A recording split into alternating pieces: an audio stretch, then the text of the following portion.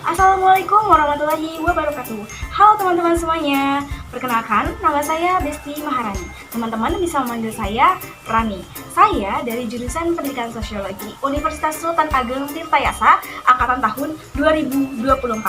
Nah, pada kesempatan kali ini saya akan membahas topik yang sangat penting nih dalam kehidupan sehari-hari, yaitu penggunaan bahasa baku.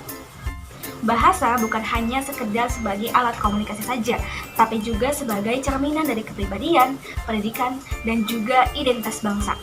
Oleh karena itu, memahami dan menggunakan bahasa baku merupakan hal yang sangat penting, terutama dalam konteks pendidikan dan juga komunikasi formal. Pasti teman-teman sudah tidak sabar kan untuk menyimak materi kali ini? Oke, tanpa berlama-lama lagi, langsung saja kita masuk ke pembahasan terkait pentingnya penggunaan bahasa baku. Selanjutnya kita bakal masuk ke pembahasan terkait bahasa baku. Nah, jadi sebelum kita melihat lebih jauh, marilah kita pahami dahulu nih apa yang dimaksud dengan bahasa baku itu sendiri. Jadi, di sini bahasa baku itu dapat diartikan sebagai ragam bahasa yang digunakan sesuai dengan kaidah atau norma kebahasaan yang berlaku, seperti ejaan, tata bahasa, dan pilihan kata. Nah, istilah ini sering muncul dalam konteks resmi atau formal. Misalkan bahasa baku itu digunakan pada surat dinas, pidato, karya ilmiah, ataupun berita. Dengan kata lain, ketika kita menggunakan bahasa baku, artinya kita sedang menggunakan bahasa yang benar menurut standar kebahasaan yang berlaku. Selanjutnya, setelah teman-teman sudah mengetahui pengertian dari bahasa baku, selanjutnya kita akan membahas terkait fungsi dan pentingnya bahasa baku itu sendiri. Nah, mengapa sih kita perlu menggunakan bahasa baku? Nah, di sini terdapat beberapa alasan penting yang perlu teman-teman ketahui.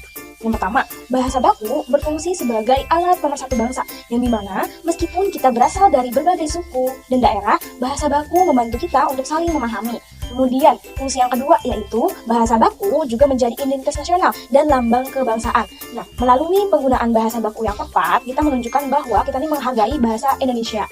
Kemudian, yang ketiga, dalam komunikasi formal, bahasa baku menunjukkan profesionalisme dan kejelasan, baik saat berbicara dengan guru, dosen, atasan, maupun dalam konteks resmi lainnya. Nah, fungsi selanjutnya yaitu bahasa baku membantu mencegah kesalahpahaman. Nah, kenapa sih bisa mencegah kesalahpahaman dengan menggunakan bahasa baku? Karena ketika kita memiliki kata dan struktur yang benar, maka pesan yang kita sampaikan ini menjadi lebih jelas dan tepat sasaran. Seperti itu.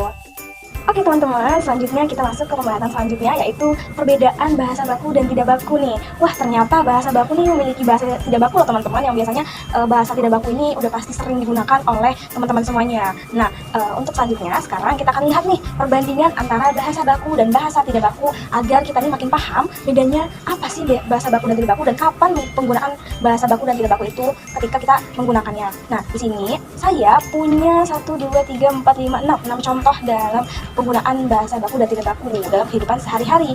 Nah, pertama ada kata tidak. Nah, kata tidak ini merupakan kata baku ya teman-teman, dan kata enggak atau enggak itu bahasa tidak baku. Misalnya nih, dalam percakapan santai, kita sering mendengar orang berkata, aku nggak tahu, atau aku nggak bisa. Nah, padahal dalam bentuk baku seharusnya tuh kita mengatakan, saya tidak tahu, atau saya tidak bisa. Begitu juga dengan kata tapi.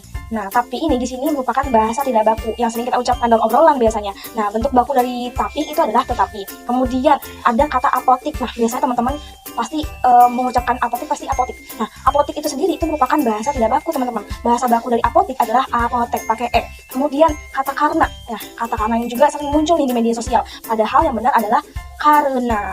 Nah, sama halnya dengan kata foto yang sering kita gunakan. Padahal secara bahasa baku yang benar adalah penulisannya adalah foto pakai F. Kemudian yang terakhir yang sering kita menulis aktivitas ya pakai F. Nah, itu salah ya teman-teman, itu merupakan bahasa tidak baku. Nah, bentuk dari bahasa baku itu sendiri adalah aktivitas pakai V. Perlu diingat ya teman-teman, bahwasanya penggunaan bentuk yang tidak baku itu wajar dalam percakapan santai dengan teman ataupun keluarga. Nah, tetapi ketika dalam situasi formal seperti presentasi, membuat surat resmi ataupun tugas akademik, kita ini perlu menggunakan bentuk bahasa baku agar komunikasi kita dapat terdengar lebih tepat dan profesional. Selanjutnya, di sini ada materi terkait penerapan bahasa baku dalam kehidupan sehari-hari. Nah, gimana ya penerapan bahasa baku dalam kehidupan kita sehari-hari? Mari kita lihat beberapa situasi nyata. Di sini saya mengambil 3 situasi nyata. Yang pertama di sekolah. Nah, biasanya guru menggunakan bahasa baku ketika penyampaian pembelajaran. Kita sebagai siswa bisa mulai terbiasa menulis dan berbicara dengan bahasa baku ketika mengerjakan tugas ataupun diskusi. Kemudian di media sosial, meskipun platform media sosial ini santai, kita bisa memilih untuk memakai bahasa baku ketika membuat caption edukatif atau menulis komentar yang sopan dan jelas. Dan yang terakhir, dalam wawancara kerja, ketika kita menggunakan bahasa baku saat berwawancara, kita menunjukkan bahwa kita ini memiliki kemampuan komunikasi yang baik dan sikap profesional. Hal ini bisa jadi nilai tambah di mata pewawancaranya, teman-teman. Oke teman-teman, tadi kan teman-teman sudah belajar terkait pengertian bahasa baku, fungsi dari bahasa baku, penerapan bahasa baku, dan materi terakhir yaitu makna penggunaan bahasa baku.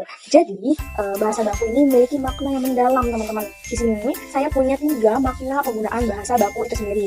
Yang pertama, penggunaan bahasa baku itu menunjukkan bahwa kita menghargai bahasa Indonesia sebagai bahasa persatuan dan identitas bangsa. Kemudian yang kedua, bahasa yang baik mencerminkan pikiran yang baik. Ketika kita berbicara atau menulis dengan benar dan jelas, kita menunjukkan bahwa kita ini berpikir secara struktur dan matang. Dan yang terakhir, oleh karena itu, membiasakan diri menggunakan bahasa baku adalah bagian dari pengembangan diri, bukan hanya sebagai seorang pelajar atau profesional, tapi juga sebagai warga bangsa yang berbudaya. Wah, ternyata sudah di akhir pembahasan nih teman-teman. Oke, sebagai penutup, dapat kita simpulkan bahwa penggunaan bahasa baku sangat penting dalam kehidupan sehari-hari. Bahasa baku membantu kita untuk menjaga kesatuan bangsa, menunjukkan profesionalisme, dan memastikan pesan kita tersampaikan secara tepat. Oleh karena itu, yuk, mari mulai dari diri kita sendiri untuk membiasakan menggunakan bahasa baku dalam setiap kesempatan. Karena dari tutur kata kita yang baik, tercermin pula kepribadian yang baik.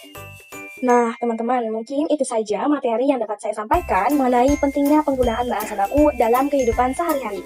Semoga apa yang telah saya sampaikan dapat menambah wawasan kita semua, serta mendorong kita untuk lebih membiasakan diri menggunakan bahasa Indonesia yang baik dan benar. Terima kasih atas perhatian dan waktu teman-teman yang telah menyimak materi ini dari awal hingga akhir. Wassalamualaikum warahmatullahi wabarakatuh.